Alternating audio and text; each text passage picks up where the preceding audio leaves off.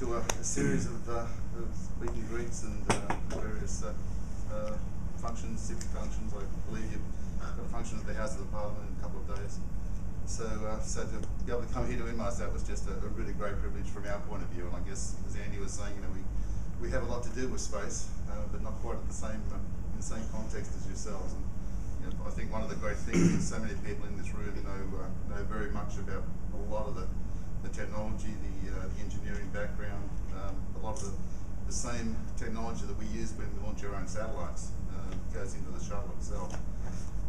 So there's a high degree of relevance to the audience here, and I think because of that we're really exceptionally excited to have you all here. And I believe you've got some presentation to go through.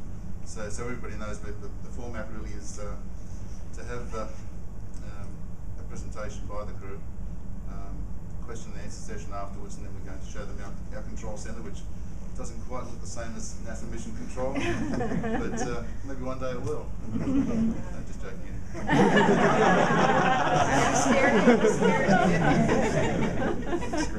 So I guess on that note, let's hand over. Maybe Steve, if I can ask you to maybe all those self-introductions, or if you want to introduce the crew. But okay. Commander. All right. Thank you. Well, it's great to be here. Great to be in the UK today. You brought some warm weather for us, so I appreciate that. My name's Steve Lindsey. I was the commander of mission STS-133, which was the final flight of the Space Shuttle Discovery. We launched in February, landed in March, about a 13-day mission to the International Space Station. You guys, everybody heard of the International Space Station? All right. Some audiences, you'd be surprised. I'm sure you guys know all about it. We went up and we carried two primary payloads. First was a permanent multi-purpose module, which was a large pressurized module. We actually completed assembly of the space station, and that pressurized module was the final module for the space station. The inside of the space station is about the size of a 747 in terms of volume, so it's a huge place. But one thing it didn't have was a walk-in closet, so that's what we delivered. And so we delivered that robotically. We also carried up a large pallet that we installed externally with spare parts so that we can go out in spacewalks and repair parts on the space station when they break, which unfortunately you can't do with satellites, but we do that for the space station. My job was the commander of the mission, so I had overall responsibility for the mission objectives, the training, and things like that. And mostly during the mission, I was mostly in a support role with the rest of the crew. What I like to do is have each member of the crew come up and talk a little bit about what they did on the mission.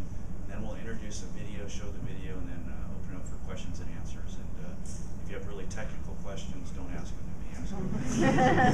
With that, I'd like to introduce Eric Bowen. Eric was the pilot on the flight. He was on his second space shuttle flight. Eric's an Air Force fighter pilot and test pilot prior to coming on the mission. So, Eric.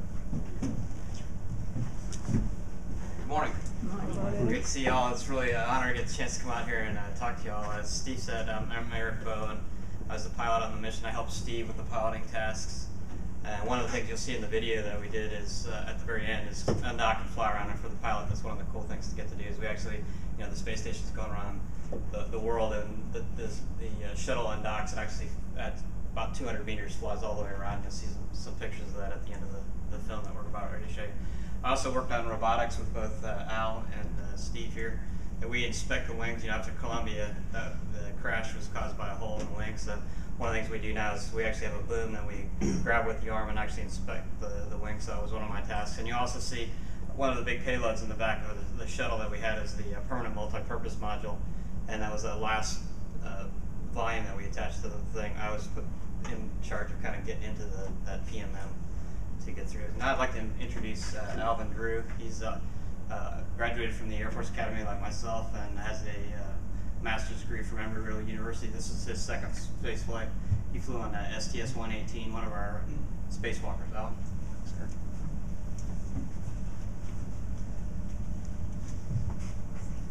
Good morning, everybody. As Rick said, I'm Alvin Drew. I was Mission Specialist 1 on this particular mission. What that means, Mission Specialist 1 is the time we're launching as a rocket, we're recovering back as a glider.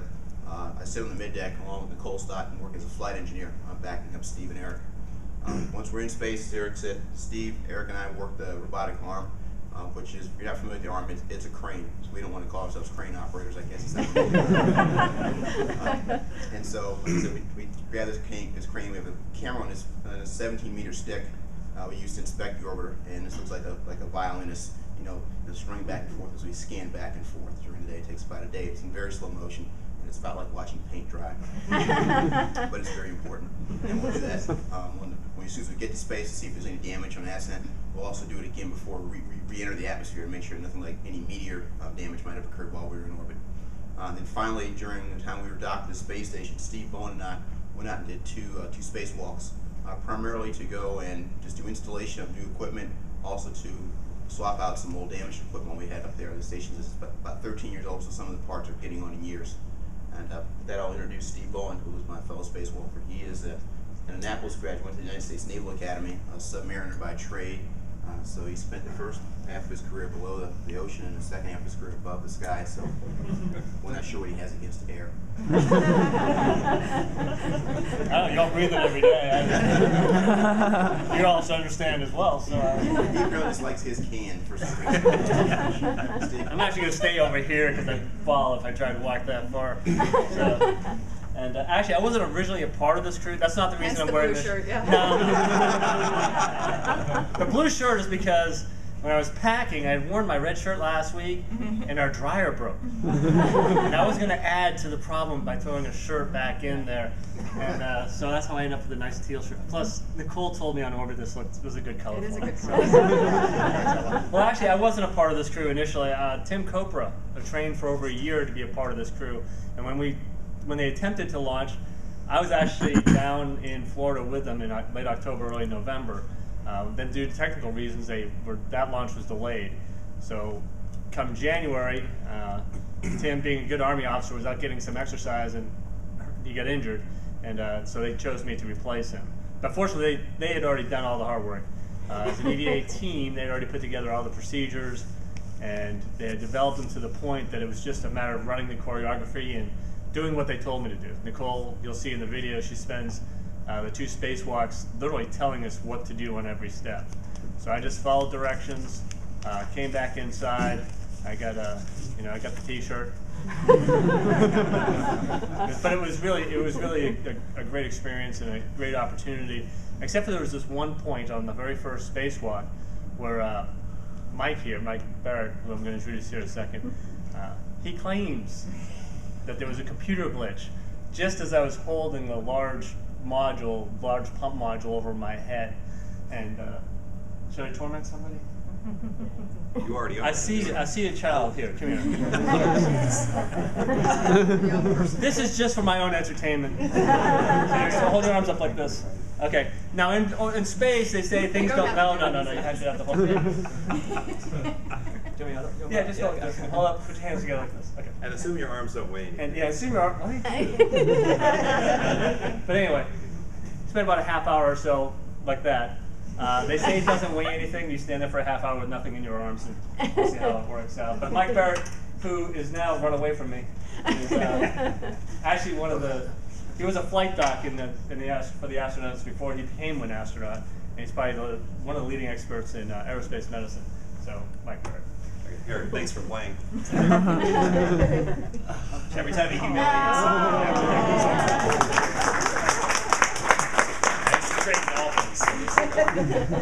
Okay, so since I'm over here and I have to hit the sound on this anyway. Well, first of all, I just like to manipulate people. I like to manipulate Steve, and since he was up there like this, I thought it's perfect.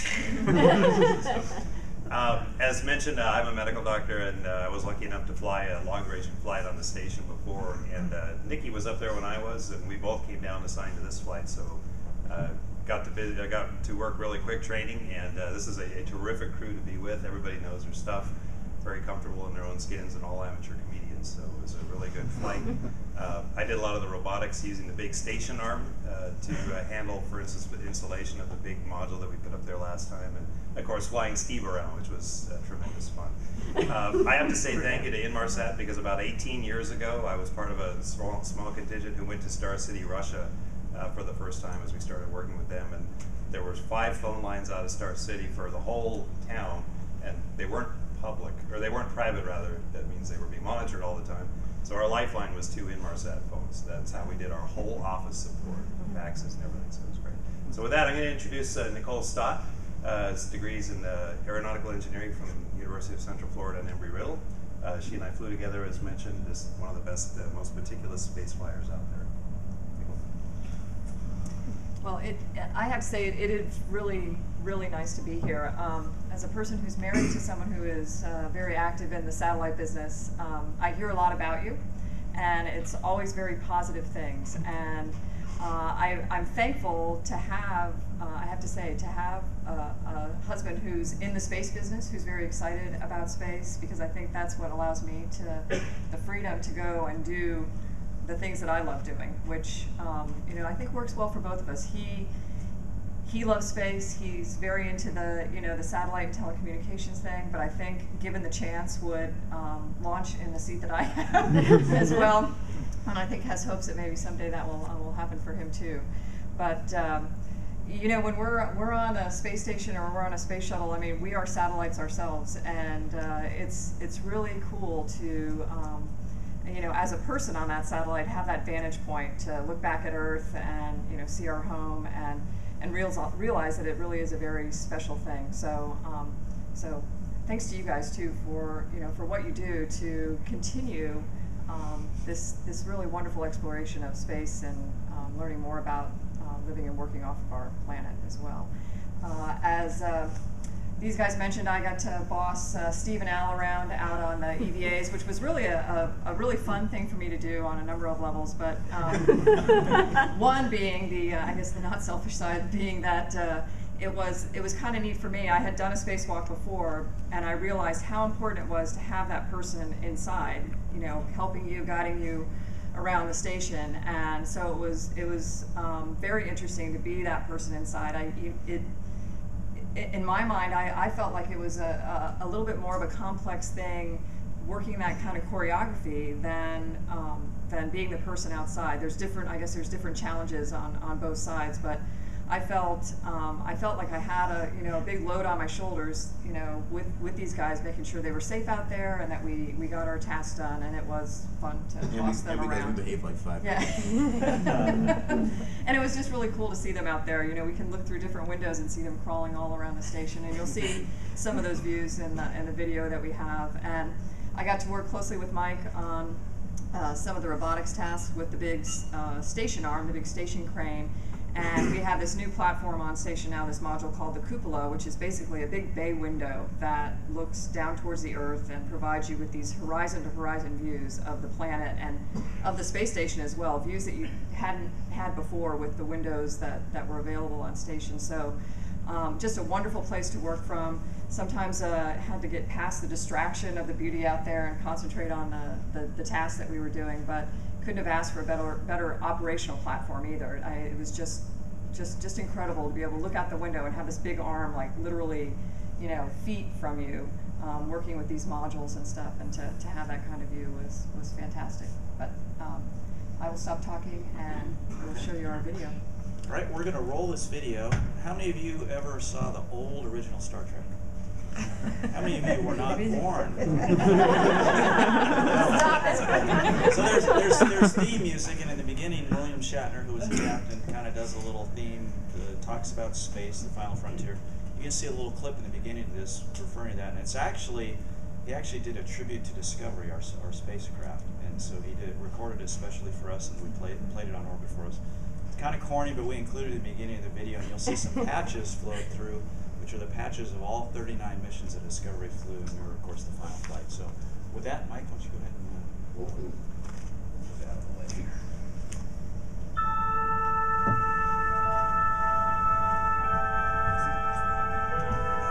Space, the final frontier.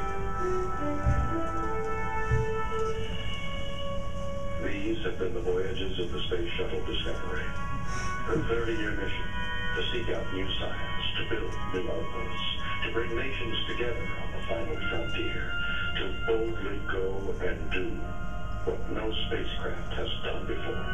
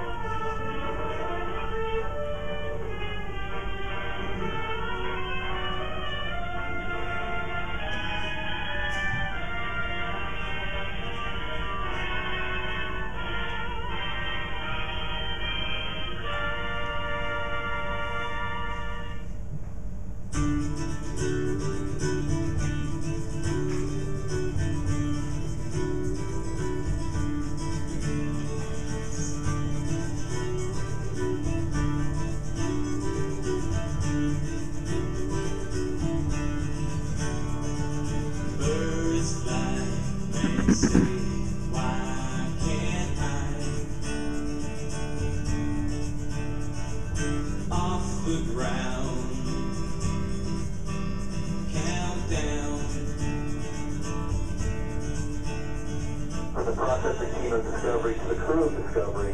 Enjoy the ride. Thanks for all the work you did getting this ready to go, and appreciate all your work. And for those watching, they will witness the majesty and the power of Discovery as she lifts off one final time. We have made it to Discovery. 2, 1. Booster ignition. And the final liftoff of Discovery. A tribute to the dedication, hard work, and pride of American Space Shuttle team.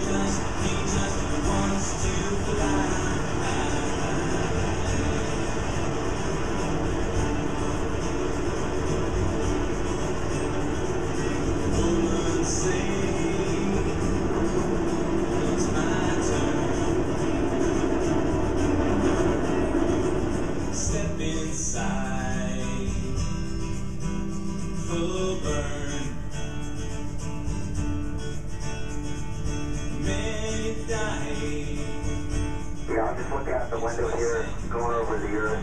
I'm thinking about how cool it is to be up here doing this. But what's even more impressive to me about the whole spaceflight business is when you have a large team like we have, doing something incredibly complex, and yet we pull it off successfully year after year, mission after mission. One good thing is you can't drop your pencil. He's obviously a physics major.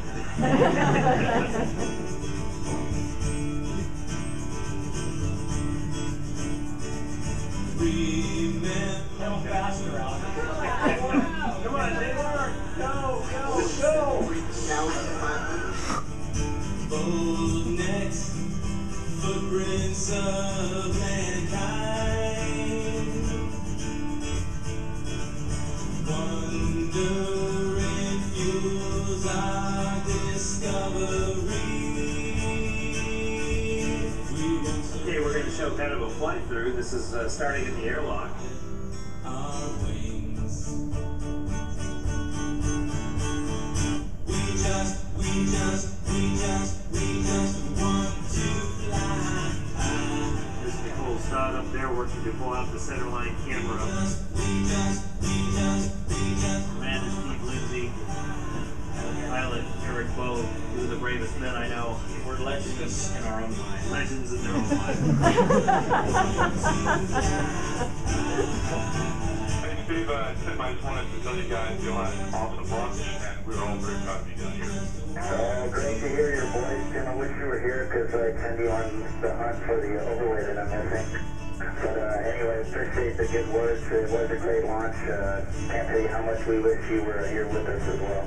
Well, I'm sure you know that I feel the same way, but I definitely feel like I'm there in spirit, and I'm especially looking forward to seeing Steve and Al go out the door and do great work.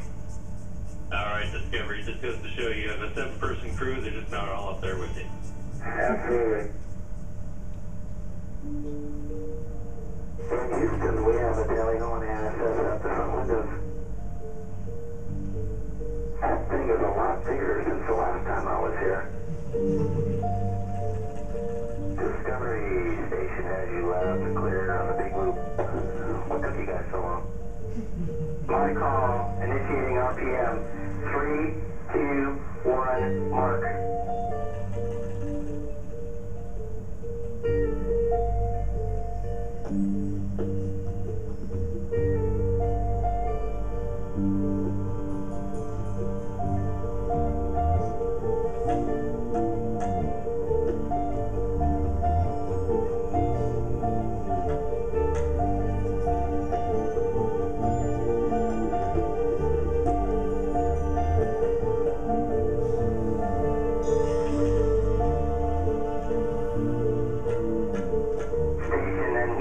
Discovery is initiating final approach.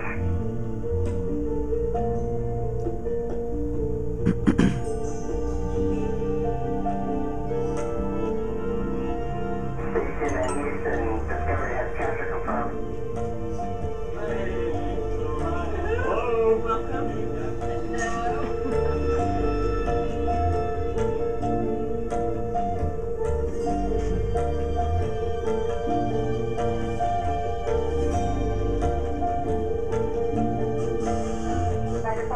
Thank Mike for being the voice of the OP4 here today, and let you guys guys know how much we appreciate your help and that it was really very impressive working from the cupola and watching how these arms work together and getting the ELC boats to the truck.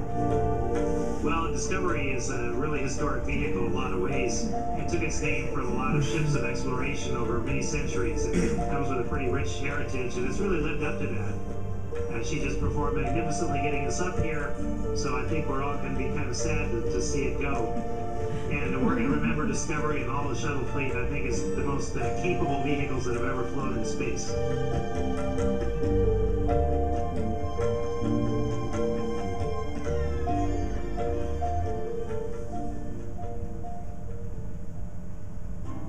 So here we have B. Alvin Drew and Steve Bowen, uncharacteristically speechless, and our commander has given them all sorts of words of encouragement and also told them if they do a bad job, he won't let them back in.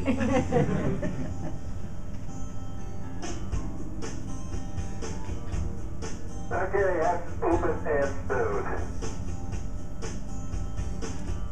Feeling good out there? Just bending and stretching, you're not going to wake up sometime. That coffee ought to be kicking in any time now.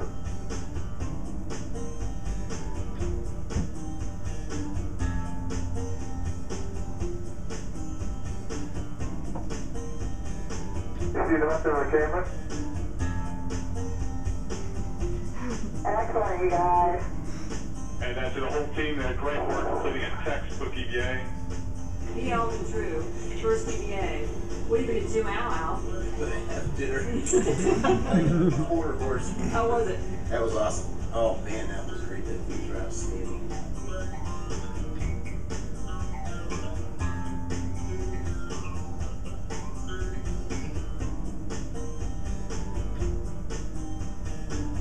That wobble is off the tram and in my hands.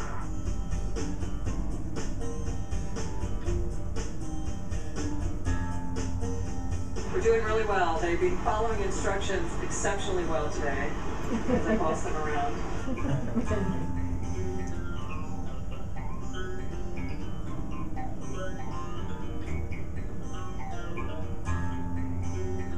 And what are you doing today?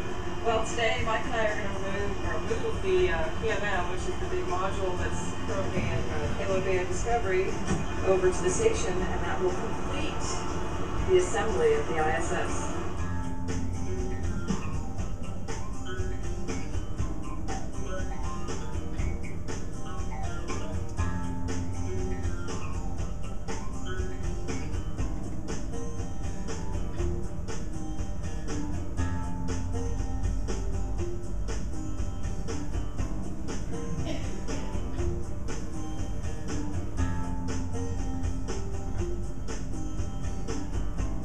You guys ready? Here we go.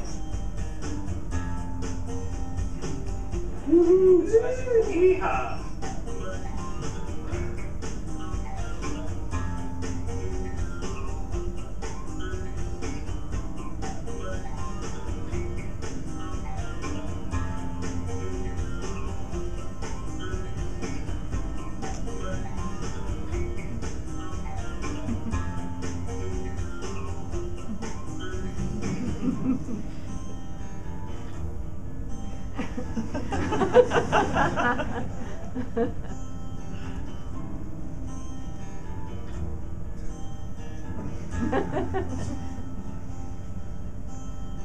Hey, Nicole, I hate to ring the recess bell on you, but we only got about 15 minutes left before an extended LOL, and we can afford the transfer fee brief before Hyman's closes.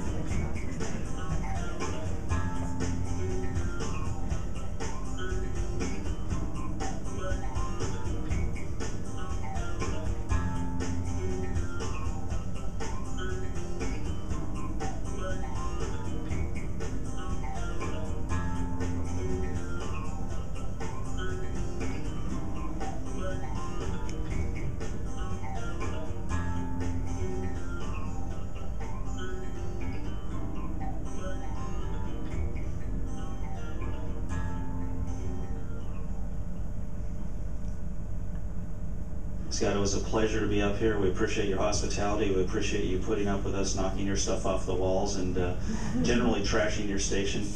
And we're going to miss you guys. And so thanks for everything. we're going to miss you, but most of all, we're going to miss Discovery. We wish her fair winds and following seas. Thank you.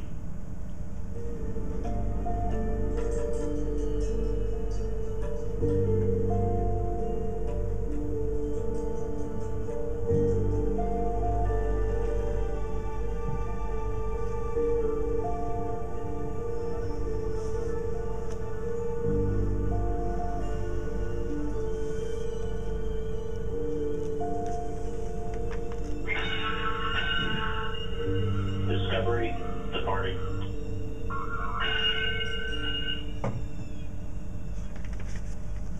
We'll miss you guys.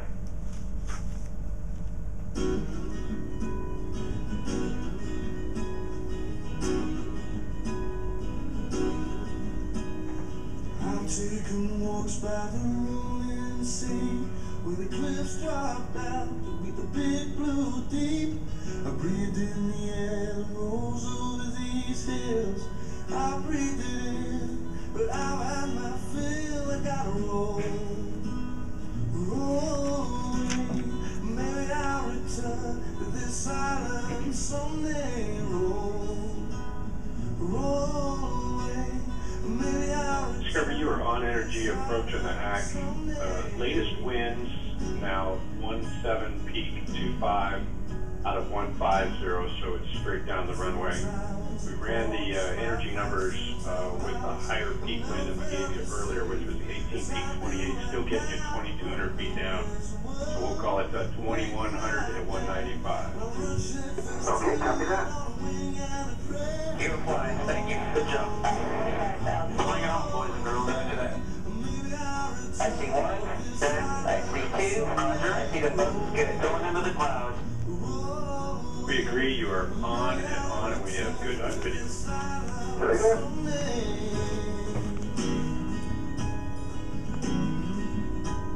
600, 500, 400. Here's down. Now you're 4230, 2220. 10, 5 till 5. Base shoot 2. 0 10. Base 1, 2, get ready. There's a shoot. Yeah. Those yours now. Yeah. Wow. Alright, backing it up. Here comes the center line. Now get the shoot on time. Good. 99. Nice job, Steve. Yeah, beautiful. Yeah, the winds are just really. It's coming now. Okay, coming on brakes. I don't shoot it.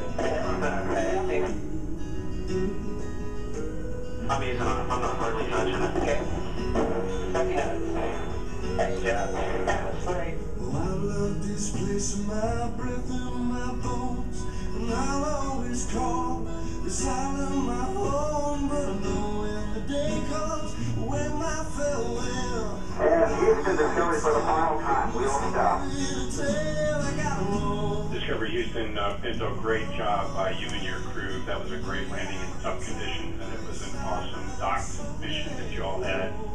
You were able to take Discovery up to a full 365 days of actual time on orbit. I think that you'd call that a fleet leader and a leader of any manned vehicle for time in orbit. So, job well done. And copy that. Of course, we're headed to 5-3, and I'd like to thank you and your team and all the orbit team for a fantastic mission, as well as the Expedition 26 team on orbit. And I'd also like to thank KFC, who has given us a perfect vehicle from start to finish on her final flight.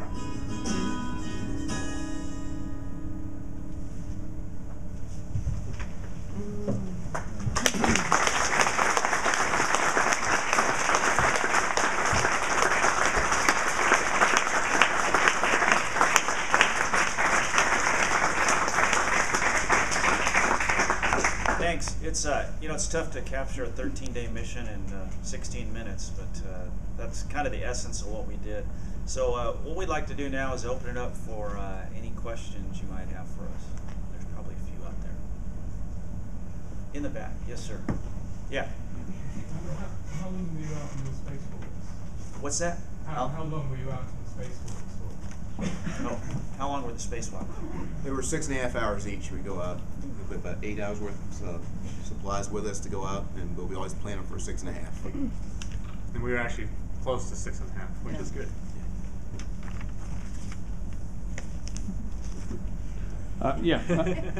Tim Robinson from Aerospace International at the Royal Aeronautical Society. The orbiters, are they? Do they have their own distinct personalities? Smells or sounds in each one? Can you sort of tell? And my second question is, with the retirement of the shuttle, what would your advice be to young people who want to get into space? Well, let's see. I'll answer the first question about the orbiters. I've had the opportunity to fly in 3 of them. I've flown Columbia, Atlantis, and flown Discovery actually 3 times. I think generally speaking, they operate the same way on the inside. They look the same, they kind of smell the same, they operate the same. There are a few differences between them. Columbia was the most different of all of them because Columbia was the first one built. Had a lot of flight test instrumentation. It had tiles all over the vehicle as opposed to the later vehicles, which has thermal blankets on some of the cooler spots. Columbia, I thought, flew a little bit different. Discovery and Atlantis behaved a little bit differently during ascent and entry, but they're very, very minor differences. But generally speaking, if you could fly one, you could fly any of them. So they're about the same. The second question you asked had to do with the shuttle retiring. What about people that want to be astronauts? Yeah. Program's not ending. The shuttle program is ending, but we've been operating space station with continuous human presence since I guess the year 2000. Yeah, 2000. And we're going to continue to do that. We have 6 people up there from multiple countries, and that's going to continue. We have for the last 2 or 3 years been flying up and down to the space station, including U.S. crews, European crews, and Japanese and everybody else, Canadians. We have been flying up and down on Russian Soyuz rockets to get back and forth, and we're going to continue to do that. In the United States, we're working on some new commercial spacecraft to go in and out of low Earth orbit. It's still very early in that, but we have about 4 companies that are competing, and so we hope by about 2015 to have those. So if somebody's interested in doing that, it's not going away. It's just changing what we're flying on. And so I would encourage anybody that any students that are interested to definitely come take our jobs. We got gray hair out here. All of us have gray hair unless they're hiding it. I wasn't looking at you. But, so we need somebody to come take our place. So we're looking for some young blood to come in.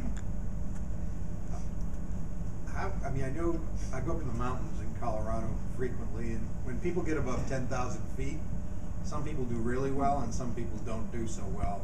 And I don't know what the atmosphere is controlled to, but does it take a toll on you physically? Do you feel tired? And after you're up there a while, what are the effects on your muscles, and how do you feel?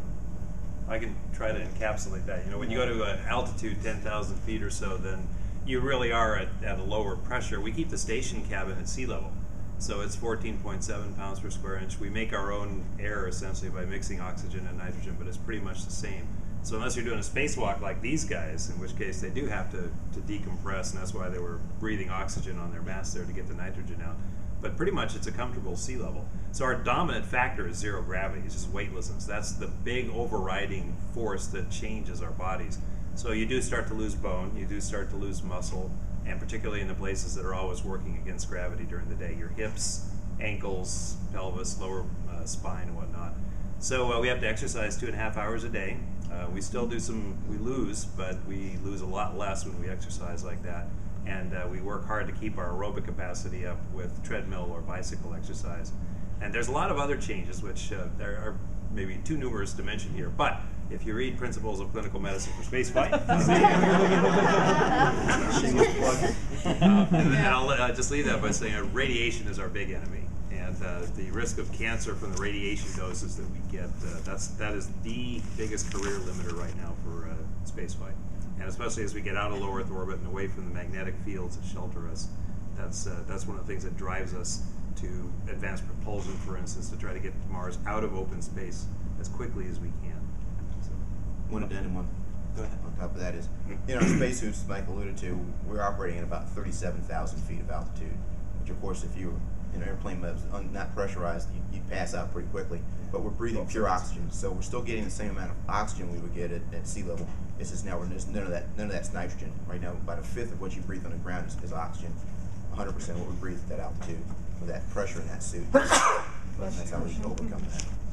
Do you feel tired? Do you feel lethargic? Or Actually, I like being in the suit because we have carbon dioxide is one of the bigger things that we have a problem getting rid of on board the space station, because in the ground it's heavier than air, so it sinks and goes away from it, but air just kind of floats, and so we have a hard time. We work hard to scrub it out, and once we're in those suits and we're breathing pure oxygen, there's no carbon dioxide out there, so actually I feel better when I'm in the suit than I do out in the actual space station.